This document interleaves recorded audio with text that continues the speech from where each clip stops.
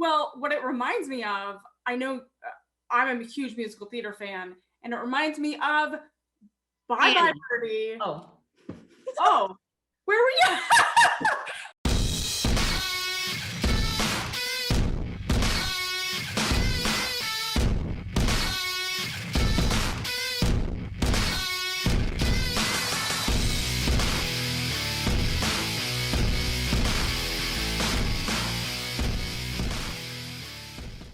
Hello, my friends, and welcome back to another edition of Let's Get Cereal, the weekly show where I, your host, Alyssa Marino, eat cereal, talk about stuff, and sometimes talk to people.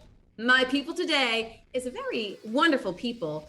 You may know her as the host of Pro Wrestling Pets, which you can check out on YouTube. And she also works alongside TK Trinidad, Sarah the Rebel, hosting Women's Wrestling Talk, which you can find on Instagram, YouTube, and wherever you like to listen to your podcasts. She is an Emmy-nominated producer for TV, film, live events, and theater. It's Miss Emily May. Hello, Emily May. Oh, I'm so excited to be here.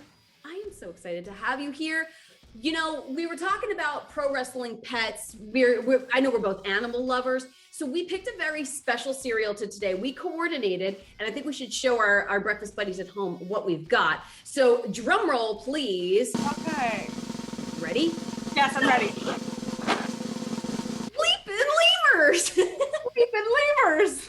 It's the best name. It's the best name. I feel like this is also so appropriate because for myself, we've talked a little bit about pro wrestling commentary. I find that I use very old-timey expressions for things, and I think Leapin' Lemurs is something I'm gonna add in for someone hits a big move. Leapin' Lemurs. I can't believe it. Well, what it reminds me of, I know I'm a huge musical theater fan, and it reminds me of Bye Bye Birdie. Oh, where were you? So wait, what happened in Bye Bye Birdie? Not Bye Bye Birdie. My bad. Wrong musical. See, I got so ahead of myself. I said the wrong musical. It's the Officer Krupke song from West Side Story, right?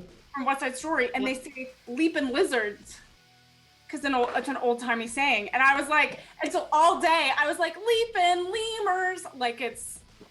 That's why I'm so bad, dear Officer Krupke. Okay, I got you. See, okay. We're diving. We got it. I could have sworn that in Annie, one of the little kids, Pepper, is like Leapin' Lemurs, Daddy Warbucks. I don't know. Maybe now we have to go back and watch it and see. Our poor significant others, but I know Annie's actually like that's one of those musicals you see all the time as a kid, or you're in it a million times, and I can't watch it now. It's hard. There are some I've kind of like. All right, are we diving in? We're diving in. Okay. I don't know how you open a box, but I try to not rip open the top too much and ruin it. Because then you have to stick it back into the little tab. Oh, if you go too far, you're too far gone. I didn't ruin it. Okay, good. Proud of you. It's like an envelope. You gotta really it's a special gift we open. It's a special gift. Now for your bag inside, I'm a beast, and I just usually tear it all the way open. Do you tend to just open a little bit at the edge? So I'm usually a cut the corner scissors kind of gal. That's a different level. Yeah. So, but my scissors are nowhere to be found right now. So usually I cut the corner and I go like this. Boop. That it's a nice pour. It's a nice even pour. Oh. Yeah. Oh, there are levels to this, my friends. I know there's whole other levels, but I think we're gonna have to do the whole animal style, especially. We're gonna just do it this way. Whew. I was sweating a little bit. I am too, but I'm sweating because I'm excited. It smells like Reese's Puffs. It does. It smells like a Reese's peanut butter cup. This is delicious. Ooh. This is gonna be good. Look inside. What I like to see is I always like to look at the top because I like to see, especially if there's like multicolored like types of stuff, I like to see if it's evenly placed. You see? Okay. Mine's pretty good. A good ratio. 100%. See, and we talk about good ratios when we even eat marshmallow cereal on this show, or when we have multiple different types of pieces. You gotta have a good ratio. Emily May, you know what you're doing. I do. You can't have all marshmallow and you can't have all of the wheat and graham cracker. You gotta have a mixture. She's got it. Oh yeah. All right, time for the pour. Okay. What kind of bowl you working with? Do you have a nice... I have a nice pretty red bowl. I like how shallow that is too. Yeah, it's not as deep. So like, I thought I would get you a fancy one so that you could see the full. You're ahead of the game. Okay. All right. Oh, so how much do you pour in? I guess it depends on the bowl. It depends on like what you're feeling as well, because you also have to allow room for your milk. I dropped some. Look at that. That looks very nice. It looks a little bit more chocolatey, whereas I think mine looks a little. No, actually, I think they're pretty. These look pretty well balanced. Pretty even. Yeah, I think we're pretty good. What milk are you working with? Almond Breeze. Oh, I'm working with my Texas brand almond milk, unsweetened original. Oh, unsweetened original here. Hello. There you go. All right. I try and do the long pour until it rises ever so slightly. Yeah, I like when it rises. It's a little puff, right? Yes. I like to saturate my puffs a little bit before we get into it. Okay. I do like a quick little stir. So I'm gonna do that Yes, too. ma'am. I'm gonna try and get a nice ratio. Okay. Emily May, my friends, let's get cereal.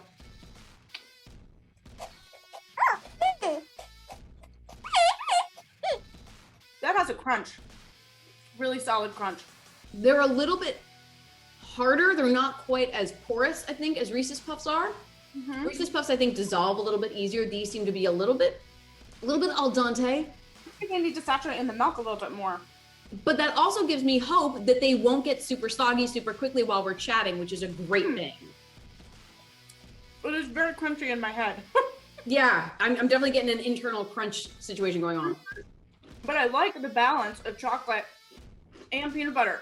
You know how sometimes certain peanut butter cereals have that like odd aftertaste? This doesn't have it.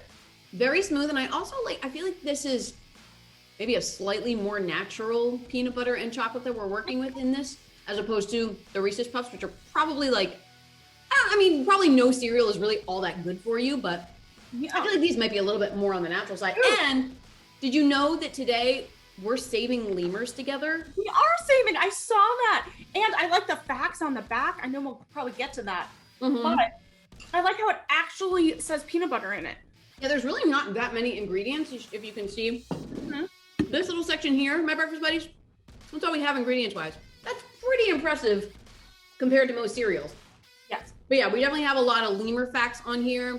You can check out, I have an old episode where I eat panda puffs, and we share some facts about giant pandas. Mm-hmm. This is really fantastic, but we can learn facts about lemurs, we can learn facts about pandas. I want to learn stuff about Emily May, our very special guest. So we met while doing United Wrestling Network / NWA Primetime Live just outside of Los Angeles. Are you from around there originally, or are you a transplant like myself? So I am not a transplant, actually. I was born and raised in the San Fernando Valley. So I grew up in like Northridge, Granada Hills area, went to Granada Hills Charter High School, so I've always kind of been around LA, always kind of an LA girl, little Valley girl. Now, I've never really understood this, again, being a transplant. When people would say like a Valley girl, I know there's like a lot of different valleys. There's San Fernando Valley, there's San Gabriel Valley. So where is the Valley girl? It's just like kind of like that generic term that is that like typical Southern California girl that kind of has the kind of funny way of holding themselves. It's kind of like that stereotypical kind of California girl that they're kind of, I always thought it was like my valley, but like it could be someone like on the east side of Los Angeles that's like, oh, it's my valley, so, but that's how I take it. To each their own Valley girl. So what was it like growing up as a native Californian? I feel like most people I met when I lived in California were not from California. So what was it actually like growing up in SoCal? What's interesting is like all of my friends decided to move away. And so growing up in SoCal, you kind of take it for granted a little bit because you're in the city where everything happens, where there's so much, like you have Disneyland and you have Hollywood and you have everything right there. And as I got older, I appreciated it so much more because all of my friends were like, my new friends were transplants. So they're coming in and they're like, wait, you're actually from Los Angeles? And so it's just, I loved it because when I went and worked in other cities, I would be like, oh, I'm from Los Angeles, and everyone thought it was so cool. Everyone thought it was the coolest thing. Like, wait, you grew up where like movies are made, and you grew up where like all that happens, and it's like, yeah. It's just, it feels special that you kind of have that little connection to the city that everyone can feel like connected to. Yeah. And it gives you more of an appreciation, because I think sometimes when you grow up around something, it kind of loses its glimmer. It does. So. You're like, oh well, oh, like I can just go there, like, because I just recently moved, so like that was like a whole emotional thing for me, because I was like going to all of these places that I used to go to all the time that like I took for granted. Like I could go to Cupid's Hot Dogs, and I could go to, I don't know if you've ever been there, but like I could go to my favorite barbecue place that like my family's, like I remember my dad would take me out to dinner, during the week, and like we'd have our favorite barbecue, and I was like trying to hit all of those spots before I left, because it's like you'll still like I was trying to like hold on to it, like hold on to those memories and stuff. I swear food is really strongly tied to memory. So I also had like a tour to restaurants before I left LA. So you said Pink's Hot Dogs? Was that one of them? Yeah, Cupid's Hot Dogs. Cupid's Hot Dogs. Cupid's Hot Dogs. It's the little like the hot dog stand with the giant heart. It's like super iconic. Oh, okay. So what other kind of restaurants were on your list that you had to hit? Oh my gosh, what did I hit? So I hit the Bear Pit, which is in Granada Hills, which has been around. It's Missouri barbecue, and it is so delicious. And they have like the best garlic toast like ever, right? That I've had. And like, I might have some new garlic toast at some point, but I have not had any that is as good as that. You just moved to Texas, so now you have so many new places to discover. So you're going to be plenty busy over there. Oh yeah, I'm definitely going to be busy eating. Fantastic. Now, we were talking about growing up in SoCal. Were you always a pro wrestling fan, or was that something that you developed later in life? So it's something that I developed later in life. So like, I was a theater person. I did speech and debate. I did, I tried to dance, not very well, but I tried to. But I was very much into like performing, right? And it was really only until I met Brandon, who is now my husband, where we started dating. Like actually our first date was watching Raw. And he was like, oh, come over with my friends and let's watch wrestling. And like, I knew of wrestling, but I wasn't like, oh, I'm watching it all the time. And so he actually like introduced me really like deeply into the industry and was like, okay, like let's watch it. And I remember our first date and I was hooked. I was like, oh, this is theater in so many ways. It has all of my passions. And I was obsessed from then on out, and he actually he loved wrestling since he was a kid, right? And so he would tell me, I remember so we had our first date when we were 15 years old. Oh my gosh. And I remember on our first date, we went to a homecoming dance, and that was our first date. And I remember we were literally sitting outside at in the little cafeteria area, and I remember it vividly. What's funny is I produced the homecoming parade that year and the whole homecoming celebration and the dance, right? And so even back then I was producing stuff, which is pretty hilarious. And amazing. And amazing, I guess. And awesome. I remember sitting there and talking to him at 15 years old, and he's like, I've always wanted to wrestle, but my parents don't want me to do it. And I remember sitting there and we were talking about how to do it. We were talking about our passions and what we loved. And I remember having that conversation so vividly at 15 years old. It was like, this is something we're going to do one day. I'm not sure how, but you have to follow your passions. And so that's later on, that's what happened. And fast forward to now, I think a lot of your life is kind of inundated with wrestling at this point. What inspired you in particular to create a show that featured pro wrestlers and their pets? So I was inspired by this last year, right? We're all stuck inside. And I remember we were trying to do women's wrestling talk interviews, and all of our pets started popping up, right? Like Sarah's cat, and then my cats, and all of them kept popping on. And then even guest cats or dogs would pop on and cause trouble, right? And so, I was talking to TK and Sarah, and I was like, all right, how can we were trying to find a segment for me that could fit within the larger show, right? And I wasn't feeling anything, right? Like we were brainstorming and having meetings and I was like, I wasn't really feeling anything. But like literally I would pop so hard and smile so hard when an animal would come on. Mm-hmm. And so I was like, all right, I think there's something there. Right? And so I was like, so we brainstormed some names and I was like, pro wrestling pets, it's perfect. It has a little bit of alliteration. It has wrestling and pets, like two of my favorite things. Let's just see what happens.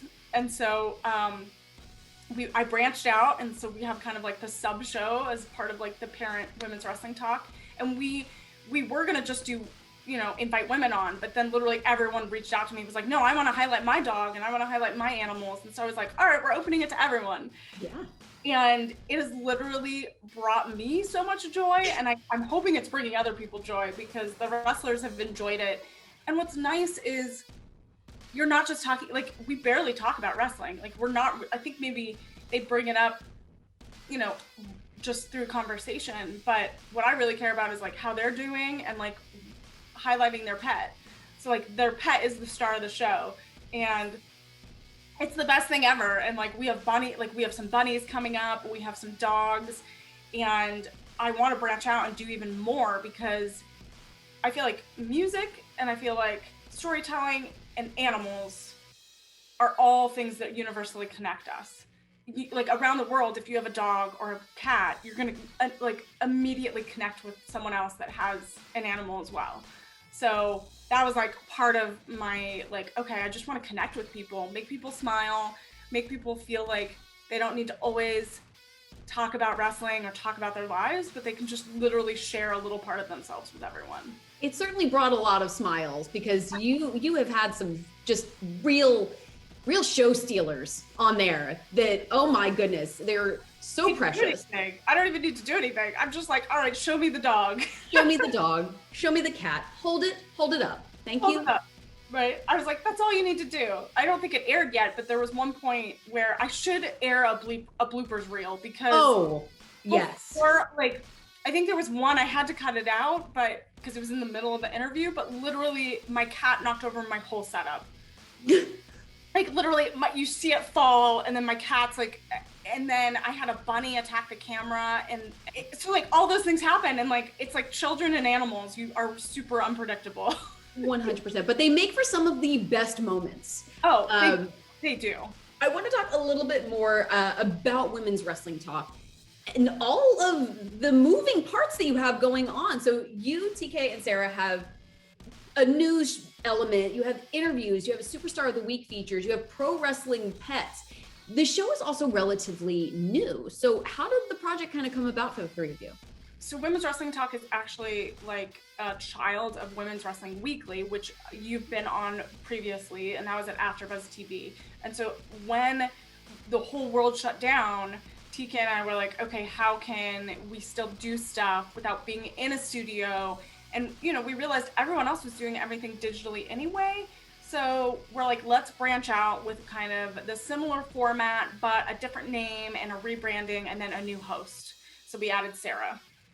So we just decided like, and it's a whole other level to do it on your own, to not have it behind a network or a studio and have like that extra support. So like we're literally doing everything from social media to graphics and branding and all of our watch alongs and all of our extra shows. We're all doing that with like our small little team. We do have a producer that helps us edit and stuff like that, the main show. But yeah, we have a lot of moving parts, and we're trying to keep it going and get people to subscribe to us and stuff like that. So, which Breakfast Buddies, go do that right now. Breakfast Buddies, Women's Wrestling Talk on all social platforms. We just did a Vicky Guerrero interview, which you like have to go see because she's amazing. And speaking of which, you've already had some really incredible guests. You've had Thunder Rosa, Deonna Purrazzo, Trish freaking Stratus, which literally I fangirled. And I freaked out because I was like, this is one of my idols. And she was so kind and so generous with her time. Like I think our interview went way long, which we weren't supposed to go that long, but we were talking about arts and crafts and movie nights and popcorn and stuff that was like, I just want to go to her house and have some fun in a movie night. So yeah, I was so incredibly happy to be a part of that one, because that was like my dream. Oh, so and speaking of which, do you have any other dream guests in mind that you would absolutely just lose it if you got them on the show? Oh my gosh. Well, I really like so I have my whole dream list for pro wrestling pets that I want to get on. Good, because I was also going to ask you about guest pets. Oh yeah, want to get as well, like so humans and pets. My top person would be Renee Paquette, would be to get her dogs, because I love them, and her on the show. But I know she's quite busy, so she's like one of my top people that I would love to get on. And then I just like pretty much stalk people on their dog and cat Instagrams to see like who has like the cutest pets, which they're all adorable. I have to say, I've had her on here on Let's Get Cereal. Chelsea Green, dude. Yes, Chelsea Green has the big the fluffy like dude, the doodle. Yes, he's amazing. I know, and like he's giant, right? He's like gigantic. Yeah. So did he pop up? I feel like I need to bring him on too. I feel like he could just be like, there's not going to be room for her on the screen. It's just going to be him. So big. No, he would be the star of the show. Exactly. That's what I want. Because it's not about me. It's not about the owner, the pet parent. It is really about the animal. Yeah, it truly is. Now we are nearing the end of Women's History Month. And I'm curious, before we wrap things up and say goodbye on Let's Get Cereal, who were some of the women who inspired you? Oh my goodness. Like in general? We could, if you want to do in general, if you want women in wrestling that have inspired you the most. Women in wrestling who have inspired you may be easier than women in general. So I know. I was like, big one. Like there's so many. Beth Phoenix is one of the women that I aspire to just like have an ounce of what she can do, right? Like personally, I would say I feel like teachers are really like empowering and inspirational figures in your life, like early on. And my drama teacher from high school and my speech and debate coach, I'm gonna say, was one of my kind of original inspirations, because she taught me so much about just confidence and being who you are and just expressing yourself creatively. And she was like one of the first people to really help me learn about the craft of like live theater and singing and dancing and things like that. So I feel like she just inspired me as well. And then I'm gonna throw out one that so my grandmother was an opera singer, and she also like traveled with the army around the world to sing in like for the troops. And I'm gonna throw her out as one of my like original inspirations as well. Absolutely, what an icon! That's so amazing. Wow. No, what's crazy is like I have no idea that like I knew she sang and I knew she did these incredible, like she did operas when she was like 17, 18 years old. And I remember when I was like initially finding my voice, I would go to her and I'd be like, okay, do I have this voice? Like, is it in my head? Like, do I have this? And she helped me find it, you know? And she helped me say, like, you can go do this. And I think those people close to you in your life that really give you that, like, empowerment, I think is vital to, like, helping you become who you are today. And so I'm going to shout out to her. Yes, Grandma. Oh, I love that. And I think, too, you can have someone you can have your Beth Phoenix, who is like an aspiration 100%, but it's also so important to find the inspirations that surround you, because they're all there. Exactly. They're all there. Exactly. And like, you know, and I think it's so important to like support other women. And I feel like we're especially in this past year, we felt so disconnected. And so I think it's so important to just say, hey, like, I'm here for you. I'm listening. I'm here to support you. And, you know, everyone has dreams. Everyone has aspirations, and like, whatever they may be, you got to find the right people around you that are going to help you get there and not bring you down. 100%. We can all lift each other up. 100%. Exactly. So I feel like for Women's History Month, we need to remember that. We need to raise each other up, support each other. Yes. Before we say farewell, I know we've talked about it a couple times throughout this episode. Musical theater. I also did a lot of musical theater as a kid, and I'm wondering if you have a favorite show, a favorite role, or something that's always stuck with you that if you hear a song, you are every word, you're good to go. Maybe you still know the choreography, whatever the case may be. Let's see. West Side Story was probably my first introduction to like dance and like more classical style musical theater, and like that era of musical theater is like my probably one of my favorites. But I'm also a classical, like I like Carousel, and I like Oklahoma, and I like kind of the Rodgers and Hammerstein kind of portfolio of music. And then I also like Wicked and Spring Awakening and kind of the newer ones, Hamilton, of course. Oh. But I don't know if I have a song really that I literally could go to. I mean, I literally break out into song all the time. Like Brandon has to tell me to be quiet sometimes. I don't realize I'm doing it so many times that I just do it, and he's like, you're doing it again. Like, you need to. And I remember so growing up, I would sing in the shower because that's like the best place to do it, right? You have great acoustics. It's understood that that's where you sing. Exactly, right? And I remember I would like be practicing my vocal exercises, and like, because I would have my singing coach, and she'd be like, you have to practice all the time.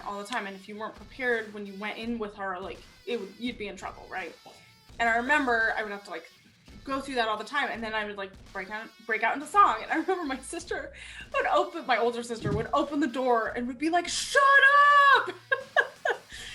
And all the time, she'd be like, shut up! Because I was really loud. I would keep doing it. Belting away. Just belting away, doing my thing. And yeah, and I have a very classic sounding voice and focused on that genre. And so, I'm a very high soprano. And so when I would be practicing those high notes at home, I felt very bad for my animals and my pets and my family. You know what? I think in all ways, shapes, and forms, we may have grown up singing and doing theater, but we just use our voices in different ways now. And I think that's the most important takeaway. Yes. Emily May, I want to thank you so much for having this little chat with me today. This has been so much fun. And I know we had talked about it for a while, and I'm so happy that we got to eat our cereal together. Leapin' Lemurs. Leapin' Lemurs. Everyone go get yourself some Leapin' Lemurs and learn about lemurs. Yes. Save the lemurs. And maybe someday, Emily, you will have as exotic a pet as a lemur on Pro Wrestling Pets. I mean, so the most exotic one so far has been a bearded dragon. Anton or no? Who? It was Anton. Yeah, it was Anton. I had two. So he was like a wild animal kingdom going over there. Whoa. We had 2 lizards, a dog, a cat, and then a few weeks after he got another cat. So that wasn't on the episode. But I was like, you have a whole slew of animals over there. But one of the questions I ask everyone on that show is if they could have any exotic animal, what would it be? And so I want to ask you, what animal would you want to have? I know that it's selfish for me to want to have this animal, but I would love to have a quokka. Do you know what quokkas are? No, it sounds familiar. Oh my God. Okay. So quokkas are, I believe they're a marsupial. And I think they live on like their own little island, maybe off the coast of like Australia, possibly. I have to fact check that. But they're these little things. They look like little wombats, and they smile. Like tourists will go, and they're not afraid of humans, so they'll go up, and you can find, if you look up quokka selfie online, you can find pictures of tourists taking selfies, and the quokkas are like they're so happy to be there. That's amazing. They're adorable. So I'm gonna look it up, and maybe, who knows, maybe I'll have special like zookeepers or something on at some point. You never know.